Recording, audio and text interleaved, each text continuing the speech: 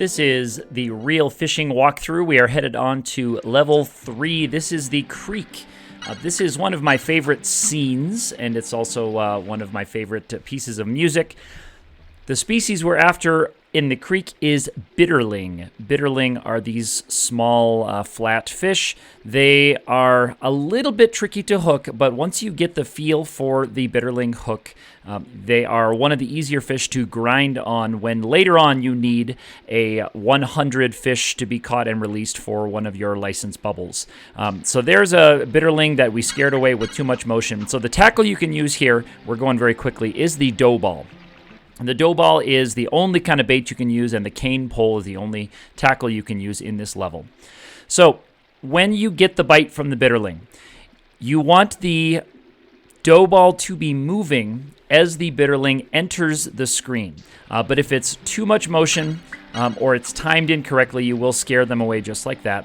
But if you just leave it sitting, they will continue to go back and forth across the bottom, except in a few more uncommon cases where there is a bitterling just waiting at the level that your dough ball drops. So you can see a little move right there as it was entering the screen was enough. In terms of hooking the bitterling, they will sometimes approach the dough ball more than once. They'll come at it, they'll go back. They'll come at it, they'll go back. You have to watch the middle of your screen very carefully, for as soon as that dough ball disappears, you have to set that hook. You have a very, very narrow window to set the hook on the bitterling. So it takes some practice to get the timing down. And every time I go to this level, so there I was a little bit too late. Every time I go to this level, it's a little bit tricky for me to get the timing down. And that's really the way it is for all of these levels, is every fish has a unique animation that you have to watch for to set the hook, and their timing windows are all different, and they get more difficult to hook as you go through the species in this game. So the dough ball is moving. There's a bitterling going across the bottom of the screen, and my timing is just bad here because I'm not able to have it moving in the right way as the bitterling comes across the screen. There may be a luck component in there as well. A lot of the mechanics in this game are hidden. I don't know if there is such thing as, for example, a fish exhaustion meter. It's hard to tell as you're just kind of playing the game through. Here I've gotten the bitterling's attention. It's going to come at it, and I was too late in setting the hook because once it makes its turn on the body, that's all she wrote, unfortunately. So you have to really watch for the dough ball to disappear and the fish to kind of turn its body. And in this darker level on the YouTube embed, it is a little bit trickier. So there, the dough ball disappeared, the fish turned its body, and we set the hook. So to get the bead on your fishing license the first time through of this level, you just need to catch 20 bitterlings. So it just counts on your 20th bitterling. You will hear that jingle. Later on, you're going to be after a bitterling of 3.1 inches or more.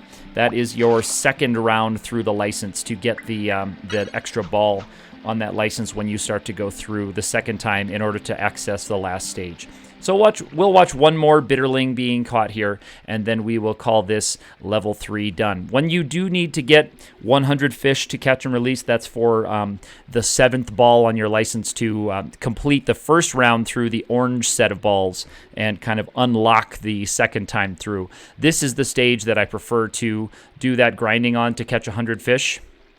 Because the bitterling, when you fight them and when you get the timing down for catching them, they are a pretty quick fight generally. They don't do a lot of thrashing. They don't do a lot of long runs. I believe the designers were thinking, well, these fish are 2 and 3 inches. It doesn't make a lot of sense for these fish to be doing long runs with your line. When in reality, you would, with a cane pole, be able to just lift these fish right out of the water that are 2 and 3 inches long. It's a little bit silly to think that these fish might be running away and breaking your line or running your spool out of line or running into a snag. So at times it can be a little tricky to locate some of those shadows. They do get into those edges sometimes, and it's tricky to get with the cane pole the casting distance that you'd like, although it does flow away from you towards the edge of the screen. We'll watch one more here. And we'll get the attention of this bitterling. And we'll try to get a hook set on it, and we were moving too much right there.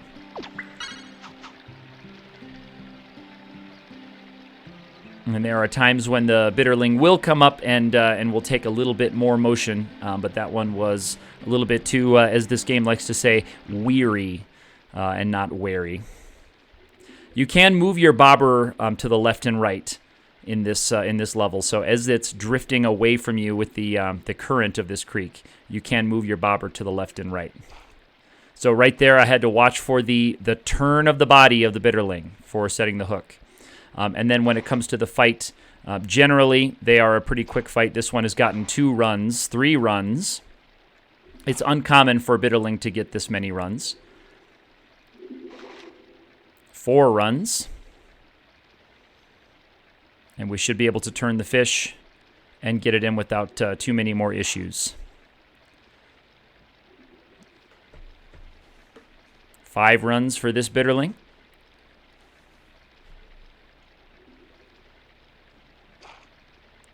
6 runs for this bitterling. The initial runs there were pretty uncommon to have that many upfront runs. A lot of bitterling you will pull in within a few seconds, which is again the reason why I like to grind them up. So 2.5 inches, that'll be our last bitterling. We will call this one a video. Stay tuned for next video where we're going to be going out to the carp pond.